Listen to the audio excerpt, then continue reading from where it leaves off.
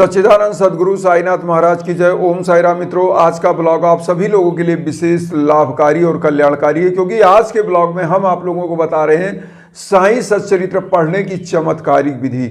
और चमत्कारिक विधि क्या है, कैसे आपकी मनोकामनाएं पूरी होंगी, इस मुद्दे पर आज हमारा वीडियो है।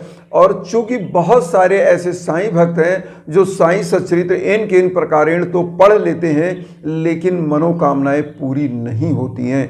क्या कारण है, क्यों नहीं पूरी होती हैं, आज हम पूरी विधि आपको बताएंगे। कैसे साईं सच्चरित्र पढ़ें और संकल्प लेकर कैसे पढ़ें, इसमें अंतर है। साईं सच्चरित्र पढ़ना और साईं सच्चरित्र संकल्प के साथ पढ़ना, दोनों में अंतर है। अब मैं आप लोगों को यहाँ पहले अंतर बता देना चाहता हूँ और फिर हम आपको बताएंगे विधि। देखिए, साईं सच्चरित्र अगर आप पढ़ते हैं ऐसे डेली रूटीन में तो कोई बात नहीं, अच्छी बात है, बहुत अच्छी बात है। क्योंकि डेली रूटीन का जो उद्देश्य होता है, ये उद्देश्य होता है कि हम प्रभु के श्री चरणों में हमेशा बने रहें। और दूसरा उद्देश्य होता है, जब आप कष्ट में होते हैं, दुख में होते हैं, कोई चीज़ साईं बाबा से चाहते हैं कि मेरी मनोकामनाएं पूरी हो, मेरा जो उद्देश्य है वो उद्देश्य सफल हो, और परिवार में जो कष्ट है, धन पुत्र लक्ष्मी उसकी बरकत हो। तो अब आप यहाँ उद्देश्य की बात जब आती है तो संकल्प आता है। संकल्प जब आता है तो विकल्प अपने आप बाबा आपको प्रदान कर देते हैं। यहाँ पर जानना ये जरूरी है संकल्प कैसे लिया जाए। चूंकि साईं सच्चरित्र तो पढ़ा जाए, लेकिन संकल्प जरूरी है। अब आपको हम यहाँ बताते हैं संकल्प, क्योंकि कोई भी पूजा होती है तो संकल्प लेना पड़ता है। संकल्प लेने के साथ ही बैठा जाता है आपका संकल्प क्या है, और संकल्प जब आपका होता है अच्छा, तो बाबा उस पर अपना विकल्प प्रदान करते हैं। विकल्प मीन्स ऑप्शनल, आपको चूज करना है, आपको जाना है किधर, ये बाबा आपको खुद ऐसा विजन देते हैं, ऐसा ज्ञान दृष्टि प्रदान करते हैं। यहाँ पर सबसे बड़ी चीज होती है कि आप संकल्प लेंगे कैसे। संकल्प लेने के लिए साईं सच्चरित्र पढ़ने से पहले आपको किसी बृहस्पतिवार को नहा धो करके पीले आसन पर आपको बैठना है और नहा धो लीजिएगा एकदम, और बाबा को भी बढ़िया मंदिर को सजा लीजिएगा। फूल पत्ती दीप धूप सब कुछ जलाना है, लेकिन कैसे जलाना है ये हम आपको बता रहे हैं। तो सबसे पहले आप बढ़िया सुगंधित कोई धूप बत्ती अगरबत्ती जो भी आपके पास अवेलेबल हो उसको आप ले लीजिएगा, और उसके बाद आपको एक दीपक जलाना है। तिल के तेल का या घी का दिया अगर आप जलाइए तो और बेटर होगा। इसको जलाना इसलिए ज़रूरी है क्योंकि आप लोग खुद जानते हैं कि साईं बाबा शिरडी में क्या करते थे, लोगों से तेल का भिक्षाटन करते थे और उसी दिया को जला करके वो एक टक देखा करते थे। और ऐसी मान्यता है कि बाबा इस दिया से जो है, जो अंधकार रूपी अज्ञान था, जो कष्ट था, उसको जलाकर प्रकाश रूपी ज्ञान से पूरी धरा को उन्होंने सिंचित किया था। तो यहाँ पर इस दीपक को जलाने का मकसद ये है। अब उसके बाद संकल्प कैसे लेना है, आप क्या करिए, कुछ पुष्प लीजिए, थोड़ा सा अक्षत लीजिए। अक्षत मीन्स थोड़ा सा चावल, थोड़ा सा रोली लाल वाला, और पानी के साथ मिला के बाबा के श्री चरणों में मस्तक पर चंदन लगाइए। वही ऊदी लगा लीजिए, उसी में थोड़ा सा डाल लीजिए और वही चंदन आप खुद लगा लीजिए। और बाबा के सम्मुख एक, अगर आप ओरली बोलना चाहते हैं, मुख से बोल के केवल संकल्प लेना चाहते हैं तो ले सकते हैं, जिस उद्देश्य से आप रहना चाहते हैं। अगर आप अपने संकल्प को भूल जाते हैं मान लीजिए बोलने के बाद, तो आप एक काम करिए, आप एक कागज ले लीजिए। कागज में ऊपर लिखिए ओम सिद्ध संकल्पाय नमः। ओम सिद्ध संकल्पाय नमः कागज के ऊपर लिखिएगा, और नीचे आप क्या लिखिएगा, आप बाबा का जो है, जो भी आप बाबा से मांगना चाहते हैं वो सब चीज़ वहाँ पर लिखिएगा। ये आपका संकल्प हो गया, क्योंकि जो चीज़ आप मांगना चाहते हैं, जिस संकल्प के साथ आप व्रत करना चाहते हैं, आप पढ़ना चाहते हैं साईं सच्चरित्र, उस संकल्प को आप लिख दीजिए। लिखने के बाद आप क्या करिए, उस कागज़ में अगर पीछे साइड में स्पेस बचे तो वहाँ साईं बाबा का 11 वचन लिख दीजिएगा। 11 वचन क्या है, जैसे मैंने बताया, कागज में ऊपर आपको लिखना है ओम सिद्ध संकल्पाय नमः, नीचे अपना जो संकल्प, जिस उद्देश्य से आप पूजा मतलब ये साईं सच्चरित्र पढ़ना चाहते हैं, उस उद्देश्य को लिख देना है कि बाबा मेरे पास जैसे धन नहीं है, नौकरी नहीं है, जॉब नहीं है, जो चीज़ आपको चाहिए वो समस्त चीज़ उसमें मेंशन कर दीजिएगा। पीछे आप क्या करिएगा, साईं बाबा का 11 वचन।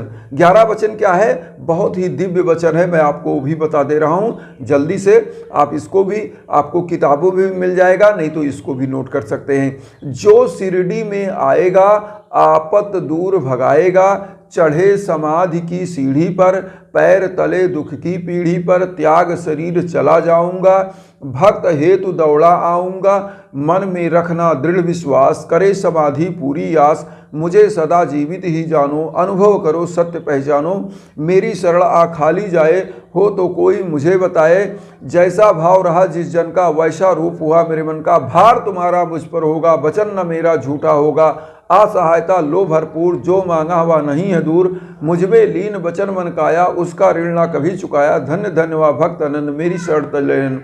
तो ये साईं बाबा का 11 वचन, आपको इस 11 वचन को पीछे कागज में लिख देना है, और जो दीपक आप जलाइएगा वो साईं बाबा के सम्मुख, उनके दाहिने साइड अपने और साईं बाबा के श्री चरणों में आपको रख देना है।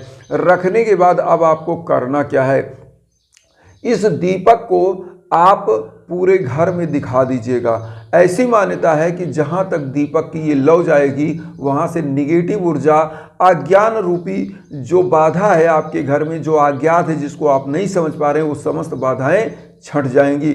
और उसी बृहस्पतिवार को जिस दिन ये आप उपाय कर लीजिए संकल्प का, फिर साईं सच्चरित्र का आपको सप्ताह पारायण करना है। सप्ताह पारायण कैसे करना ये मैं बता दूं आपको। पहले चैप्टर से लेकर और जहां पर लिखा है प्रथम सप्ताह पारायण विश्राम, वहां तक पढ़ना है। फिर उसके बाद जहां से प्रथम सप्ताह पारायण विश्राम लिखा है वहां रुक जाना है। उसके बाद फिर अगले दिन जहां पर पहला वो चैप्टर स्टार्ट होगा, प्रथम सप्ताह पारायण विश्राम के बाद वहां से स्टार्ट करना है, द्वितीय सप्ताह पारायण विश्राम तक पढ़ना है, फिर रुक जाना है। इसी तरह से 7 सप्ताह पारायण विश्राम आपको मिलेंगे। इतने में आपको साईं सच्चरित्र समाप्त करना है, एंड करना है पढ़ करके। और जानते हैं साईं सच्चरित्र का जब 7वां दिन, 7 दिन में ये खत्म होना है, 1 हफ्ते के अंदर। और चाहे उस दिन बृहस्पतिवार पड़े या ना पड़े ये आपसे नहीं लेना, स्टार्ट आपको बृहस्पतिवार से करना है।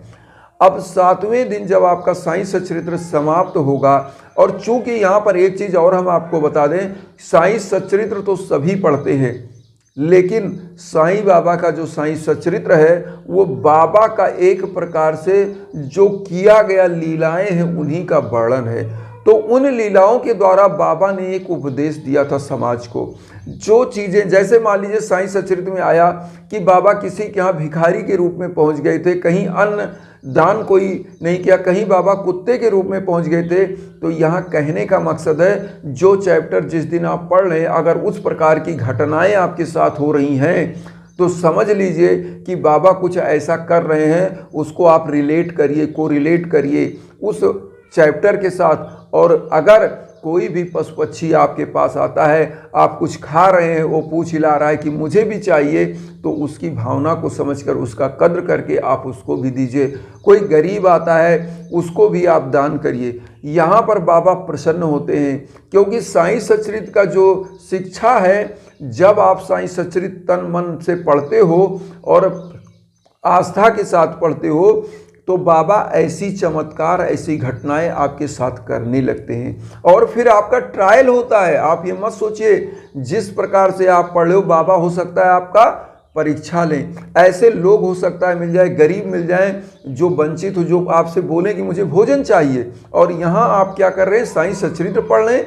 तो आप अगर उसको अवॉइड करते हैं और भगा देते हैं, तो बाबा समझ जाते हैं कि इस बंदे का जो संकल्प है वो दूषित है, बाबा उस उद्देश्य को पूरा नहीं करते हैं। तो कोशिश करिए, दया भाव रखिए, सम भाव रखिए जीवों के प्रति, मानव के प्रति, और ऐसी चीज़ें करते रहिए, और निश्चित बाबा आपकी मनोकामनाएं पूरी करेंगे। ये चमत्कारिक विधि मैं आपको बताऊं, मैं खुद करता हूं, मेरा परिवार करता है, और इसी बाबा के आशीर्वाद से हम लोग सुखी और संपन्न हैं। और आज हम चाहते हैं कि हमारा साईं परिवार भी सुखी और संपन्न हो, और हमारा उद्देश्य भी यही है कि वसुधैव कुटुंबकम की जो भावना हमारी है, हम चाहते हैं इस धरा पर जो हमारे साईं भक्त हैं, जो और परिवार हैं जो किसी भी ईश्वर में बिलीव करते हैं, उनके घर में शांति हो, सुख का वातावरण हो और परिवार समृद्धशाली हो और वो हमेशा खुश प्रसन्न रहें। इसी उद्देश्य के साथ हम वीडियो बनाते हैं और इस उद्देश्य में आपका सहयोग बहुत ज़रूरी है, क्योंकि आप साईं के वो एक एक भक्त हैं जो समुद्र की एक बूंद हैं और हम सभी बूंद मिल के एक समुद्र बन जाएंगे और विश्व में शांति का वातावरण फैले। इसलिए आप चैनल को ज़रूर सब्सक्राइब करिएगा और उन साईं भक्तों तक वीडियो ज़रूर शेयर करिए जो किन्हीं कारणों से कष्ट में हैं, दुख में हैं या किसी भी चीज़ से वंचित हैं। इसी के साथ ओम साई राम।